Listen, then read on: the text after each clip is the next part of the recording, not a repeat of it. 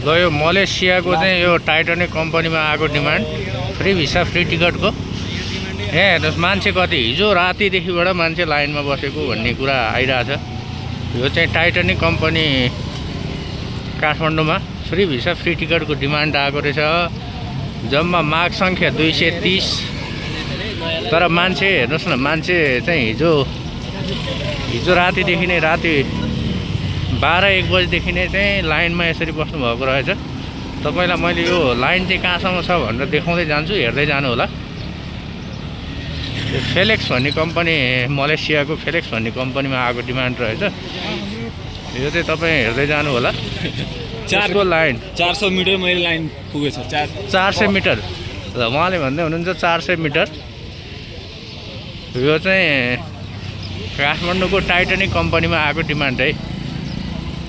तपाईँहरू हेर्दै जान्छु, म तलसम्मै चाहिँ देखाउँदै जान्छु तपाईँलाई यो लाइन, मान्छेको चाप। यतिखेर चाहिँ 6 पनि बजेको छैन है, यतिखेर 6 पनि बजेको छैन। 6 नबज्दै पनि यत्रो लाइन भइसक्यो भनेपछि अब अफिस खुल्ने चाहिँ तपाईँको 10 बजेपछि हो।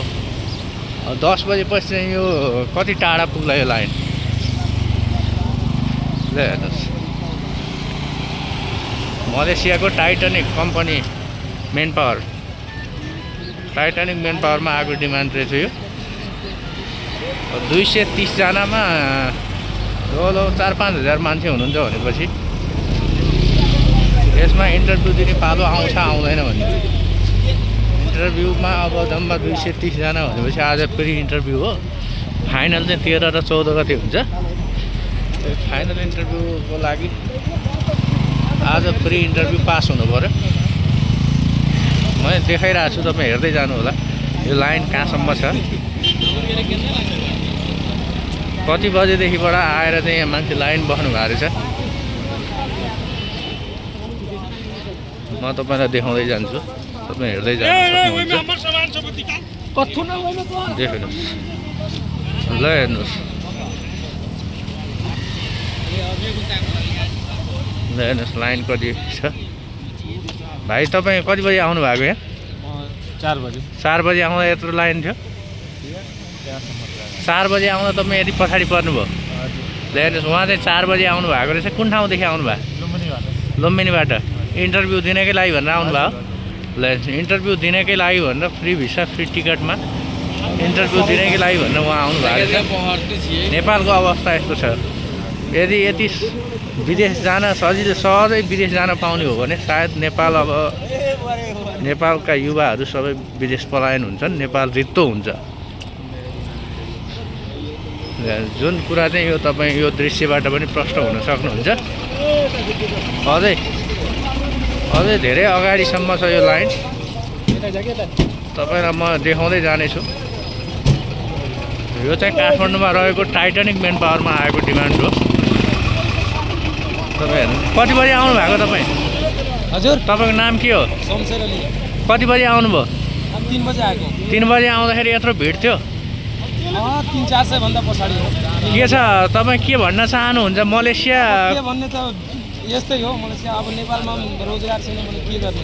रोजगार छैन, विदेश जानु पर्यो भनेर आएको, यत्रो लाइनमा पर्नुभयो। ल हेर्नुहोस् उहाँ चाहिँ 4 बजीदेखिबाट लाइन आएर बस्नु भएको रहेछ। हामी तपाईँलाई जोड्ने नै छौँ, नजिकबाट कुराकानी गराउने नै छौँ। नेपालको अवस्था के छ? 70 वर्ष नेपालमा शासन गरेर यहाँका नेताहरूले चाहिँ नेपाललाई कस्तो बनाएका रहेछन् त? बोलीमा मात्र सीमित भएको भाषणले गर्दाखेरि आज टाइटानिक कम्पनीमा आएको यो डिमान्ड हो। र बोलीमा मात्र सीमित भएको भाषणले गर्दाखेरि आज नेपालीहरू यसरी विदेश जान बाध्य छन्, जसलाई म भिडियो मार्फत देखाइरहेको छु। यो फ्री भिसा फ्री टिकटको डिमान्ड हो, जहाँ चाहिँ यो काठमाडौँको वसुन्धरामा रहेको टाइटानिक मेन पावरले शून्य लागतमा मलेसियामा कामदारहरू पठाउने गर्छ।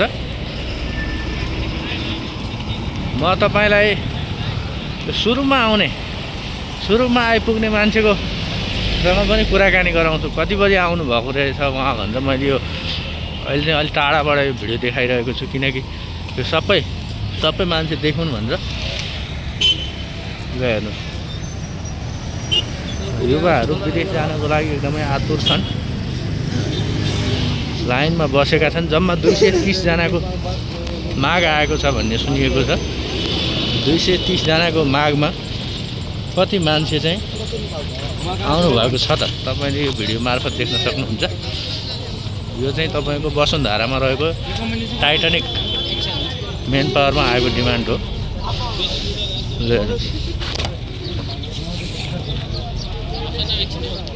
युवाहरूको ताँती कतिको छ।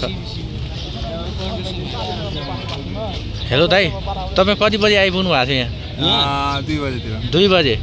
2 बजे आउँदाखेरि पनि मान्छे थियो टन्नै? 9 बजेदेखि नै यहाँ मान्छे उभिरहेछ। 9 बजेदेखि? 9 बजेदेखि नै मान्छे यहाँ उभिरहेछ। बिहानदेखि म पनि यहाँ 2:30 बजेसम्म आइसकेको छु। यहाँ इन्टरभ्यू दिन छिर्नको लागि अब मौका मिल्छ कि मिल्दैन त्यो। ले हेर्नुहोस्, यहाँको सिस्टम यस्तो छ। यो चाहिँ मलेसियामा शून्य लागतमा मलेसिया जाने युवाहरूको चाहिँ लाइन हो, जुन चाहिँ कति बजी आउनु भयो तपाईँ? हामी त 3 बजे आएको। कुन ठाउँदेखि आउनुभयो? हामी त बिर्तामोड। वहाँदेखिबाट यही मलेसिया जाने भनेर आउनुभयो? ले हेर्नुहोस्, नेपालको अवस्था यस्तो छ। यदि नेपालबाट सहजै वैदेशिक रोजगारको लागि जान पाइने हो भने कति नेपाली चाहिँ विदेश जानु हुनु रहेछ भन्ने कुरा आजको यो भिडियोबाट पनि प्रष्ट हुन सकिन्छ।